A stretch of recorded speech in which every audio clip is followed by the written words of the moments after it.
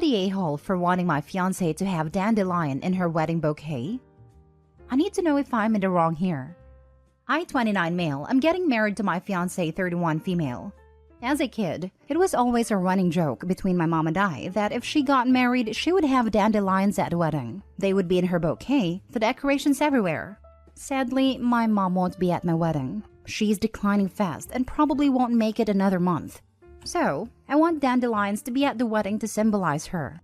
I went to my fiancé with this as she is doing most of the planning and told her that I want some dandelions in her bouquet and on table decorations. She made a face and told me those flowers won't hold up for it. I told her we could get fake ones off Amazon or somewhere. She told me she will not have weeds in all of the wedding photos. I was shocked and we started arguing, but got nowhere. I left to cool off and her maid of honor called me and told me I was a jerk, that the weed has no place at the wedding. And how dare I ask her to walk down with something my mom wanted to do at her wedding? Am I the a-hole? Now for the top comments before the mini update.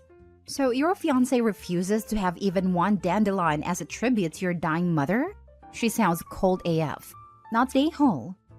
If this were me, I would be getting married tomorrow in the hospital room or wherever my significant other's mother was while she's still here, surrounded by as many dandelions as possible. Having another ceremony/reception etc. later with everyone else is always an option. Not the a-hole, but do reconsider this relationship OP. Massive red flag. Not the a-hole. Get one and place it in your boutonniere. That way, you are honoring your mom, and it will be in all the pictures. Go on Google Pictures or Pinterest to show how it can be done tastefully. This is great. Also, if your bride-to-be won't bend an inch to honor your mom while she's dying, then she's an a-hole. It's not that big of a deal to put a less glamorous flowers into the decor. I bet most professional decorators/florists would take up the challenge to make it look good. Not the a-hole. It strikes me that the bride was all no, and not even let's find a solution. There are plenty of options if she doesn't want a live dandelion in her bouquet, like maybe a little pin or keychain if one attached to whatever is keeping the bouquet together. Not the a-hole. Weed is a subjective term and this means a lot to you. She can't make one compromise for something that's really important to you because her aesthetic matters more? That does not bode well for your marriage. You sure this lady is the one? Also, whenever you do get married, you should also put a dandelion pinned to your lapel or something so you can represent your mom too. Edit/update. I went back to talk to her with all of the suggestions. I really liked the dandelion on a plate for my mom or the dandelion lights. We were going to have a light wall, and it would be easy to switch out since we give the person the lights we want. Anyways, I asked if she knew maid of honor called me and she was surprised by that. I also asked if this is my wedding too, or should I just be happy not to have a say? She was quiet at that. I then asked why we can't compromise somewhere for the dandelions. Why they can't be anywhere. Well, she doesn't like my mother. I have been spending a lot of time with her recently and she feels neglected. She doesn't want to be reminded about my mother on what is supposed to be the happiest day of her life. I don't know where to go from here. Next story. Am I the a-hole for wanting to pay down my house instead of spending on a vacation for my boyfriend and I when I got a major pay bump? I just job hopped and landed a job at a frankly ridiculous salary. I went from making $120K from doing software engineering to $310K in a senior systems engineering role, plus a sign-on bonus and stock options. It's a startup company that's high risk, high reward. So it's a gamble if the company will still exist in a few years, but for now it's great. I decided I didn't want to change my lifestyle at all, since the money is probably temporary. So I kept on spending like usual and just put all the extra money into maxing out my retirement savings and paying down my house. I've also been in a relationship with my boyfriend Jason for about a year and a half. He makes about 90K, so he's doing really well himself. We're both in a low cost of living rural area, and he's still making a lot more than average here. But after I got a new job, he started being really critical of how I spend, or don't spend. Like I wanted to build a sunroom gazebo for my house. So I went to the construction material recycling and reuse center to buy some lumber and some vintage windows to make it. Woodworking and DIY is genuinely a hobby of mine, but my boyfriend made fun of me for still going to the junkyard to build the gazebo even when I could afford to hire a contractor. But the bigger fight has been about a vacation. We'd planned to do a road trip in the summer, camping most of the way, and staying in hotels a night or two a week to shower and stay near cities we visit. But after I got the new job, he wants to stay in hotels every night. I was kind of stressed about that because I don't want to start spending like I always have this kind of cash flow and have that lifestyle creep, since I know it might not last, and I don't want to feel disappointed or struggle when I have to scale back my spending. So it was really important to me to just put away whatever extra money that's temporarily coming through for the future. But my boyfriend told me I was being ridiculous, wanting to sleep on a grounded-hour vacation when I was making so much. I said I love camping. I was looking forward to all the camping and hiking and climbing we'd planned. And he just kind of snapped at me saying that I seem to love everything that's cheap or free, and it's kind of entitled honestly. I said if anyone's acting entitled, it's honestly him, when he just wanted me to pay for something he didn't even ask if I wanted, didn't even offer to split the cost or anything. It's like he just saw me making more and decided he wanted to spend it. We had this big fight where he said I was all me, only caring about my house and my retirement, and how I would spend thousands a month paying my mortgage faster than I need to, but wouldn't even do the minimum to make our vacation nice. Am I the a-hole for wanting to use the money coming in from a new job to save for the future? Your boyfriend sounds like he has extremely different financial values from you.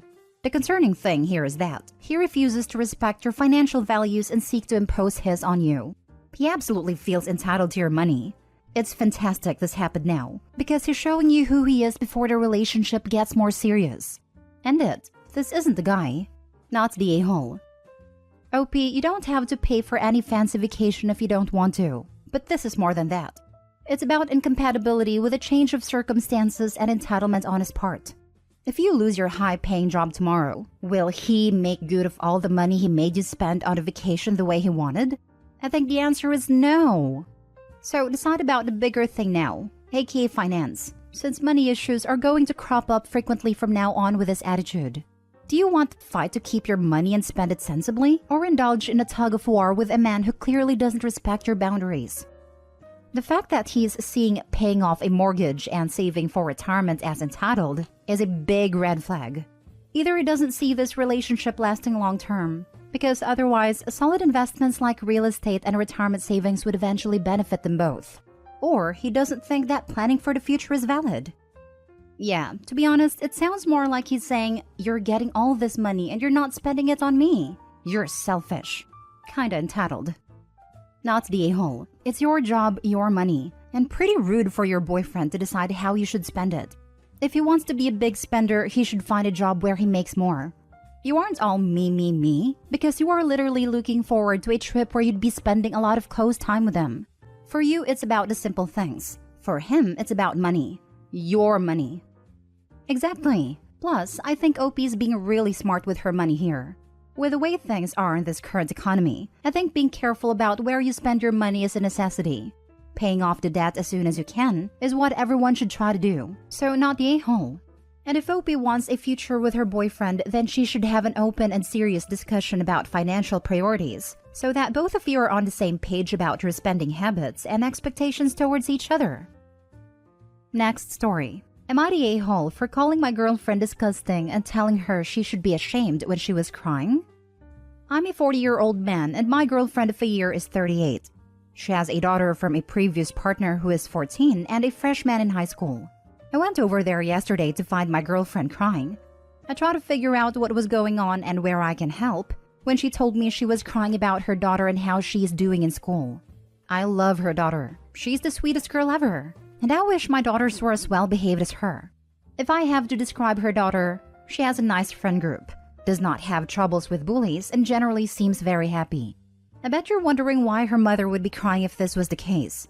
My girlfriend was crying because her daughter is not the popular athlete, cheerleader, homecoming queen that she was in school. Her daughter marches to the beat of her own drum, which I think is the best anyone can hope for.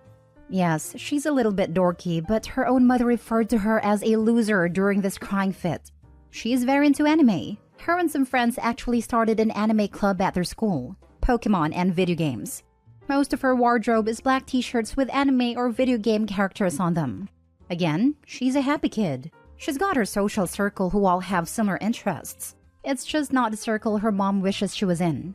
Here are some quotes from her during this that turned me red. I never would have imagined my daughter would be a dweeb. She needs to grow out of this before college. And my personal favorite, I wouldn't have been caught dead with kids that look like that. I called her disgusting and told her she should be ashamed of herself. I said her daughter is happy, and how would she feel to hear her mom crying about her perceived popularity? I told her how lucky she has it, that her daughter doesn't deal with a lot of the issues kids these days have. This ends with her being upset with me because instead of consoling her when she was crying, I called her names. I don't think the crying means anything. She was saying horrible things. Now for the comments. Not the a-hole. Not gonna lie, I had my mind made up when I read a title, but her words are absolutely disgusting. Having a happy, healthy child is what her focus should be, not her popularity. Don't ignore her words though. She's just shown her true colors. I agree that the OP is not the a-hole here. Initially, I thought he would be the a-hole, but after reading the post, he actually wasn't at all. As long as the daughter is safe and healthy and happy, the mom has no cause for complaint, and she is in fact the one who's acting like the a-hole in these circumstances. Not the a-hole, OP. Calling your girlfriend disgusting is not only not going too far. In my opinion, it doesn't go far enough to describe her hateful attitude towards her daughter. Cheers to you, OP, the boyfriend, for accepting, supporting, and loving this child more than her actual mother. Make sure the daughter knows this, because I feel like it's only a matter of time before her own mother starts bullying her and trying to force her to be an exact copy of what she was in high school, if she hasn't already done so. I mean, for crying out loud, this woman seems more focused on treating her daughter like she's a trophy child than as her daughter, and that's just deplorable. I don't think her mom would go that far to start making things difficult for her daughter, but it is clearly eating her up inside. She's very conscious about what she thinks other people think of her. Info, have you just been ignoring a bunch of red flags for a year? There's no way you haven't previously noticed that your girlfriend is superficial and immature, to the point where she would crap talk about her own daughter. Do us all a favor and wait for this post to get more responses and then show it to your girlfriend. I have. I guess it's not frequent enough for me to believe there's a pattern. I've always treated them as one-off instances. Maybe I am wrong. Last story. Am I the a-hole for not letting my brother's girlfriend sit with us at my wedding? So I just got married and I've been planning this wedding for almost 2 years, and I wanted it to be perfect. My brother was best man, my sisters were bridesmaids, and my brother had been with his girlfriend for a while. She still hasn't warmed up to me, and frankly, it seems like she doesn't like me, but I invited her as a guest anyway. After the ceremony, I specifically wanted the bridesmaids, maid of honor, best man, and groomsmen to be seated with my husband and I, at least until the photographers were done catching candid shots. My brother went to pull up a chair for his girlfriend and I asked him not to. We needed to keep the colors matching and numbers, even for the photos. His girlfriend looked offended, so I told her it'd only take a few minutes and then she could join us. But right now, she just needed to stay out of the shots. My brother talked to her a little before she walked to the back tables, which she didn't have to do. She could have sat closer. My brother looked irritated, which made me slightly irritated because I didn't want him looking unhappy in the pictures. So I said he could at least pretend to look happy. I don't know why that sent him, but it did. He went off about her being shy and already feeling unwelcome in the family, and I'm not making it easy for her. I told him it didn't seem like she was happy to be here anyway. She doesn't seem like she wants to be part of this family at all. And frankly, I didn't want her unhappy expression to be permanently displayed in pictures of what's supposed to be a happy occasion. Then he storms off and sits with her. I was pissed. This was supposed to be my day. It wasn't about her. Maid is sitting at the table and even in the pictures anyway, but they still turned out okay. My brother isn't talking to me, even though I apologized and offered to apologize to his girlfriend. Some things I said out of anger, but also feel like I should have been granted some respect. And they should know how important it was to me, since they know I'd been planning this day for so long. The rest of our family and friends at the table just tell me it was awkward and don't want to pick sides. So am I the a-hole? Edit. All partners were aware and perfectly fine with waiting for pictures to be done. After the more formal candid shots were done, everyone was free to go where they wanted. Actual candid shots were going to be taken when everybody let loose and started having fun, and everyone was able to get pictures taken with friends, partners, and family. The staged candid shots were specifically to be framed and put up in our house, so I preferred only the people involved in the wedding to be in those. Everything else would be put in an album, and also shared with friends and family who might want to print theirs out. My brother and his girlfriend are still in many of the pictures. For the record, I don't think she was actively trying to get in the shot or mess anything up. My brother and his girlfriend have been together around a year, and for anyone confused by the staged candid photos, I understand it sounds pretentious, but it's not easy taking actual candid shots of 10 people without at least one person looking like they're in the middle of a sneeze or something. I thought it was common etiquette that only the wedding party sit at a head table. I don't recall being at a wedding where that was not the case. Not the hall. We had 2 head tables because we wanted our wedding party dates with our partners. It also helped when one of the bridesmaids was engaged to a groomsman. But I have been to more than plenty of weddings where my wife was in the bridal party and had to sit with other people. Once the dancing starts, everyone moves around. But I will say with digital pictures, the photographer usually takes way more pictures than you could possibly fill an album with. So there really was no harm in having her in a picture at the head table, when you can take another with her not in it. We had way more photos that we didn't use, and if the photographer actually printed them out, we gave them to the guest, not the a-hole. Not the a-hole. No one wants a random ex-girlfriend of their sibling in the wedding photo on their wall. Yep, no one wants to say this, but at a time the sibling/friend will beg to have their partner in the photo, and then a year later will beg to have the photo taken down or edited to remove the ex they now hate. She only wanted the girlfriend not to be in a few photos of the wedding party, who were all wearing matching outfits.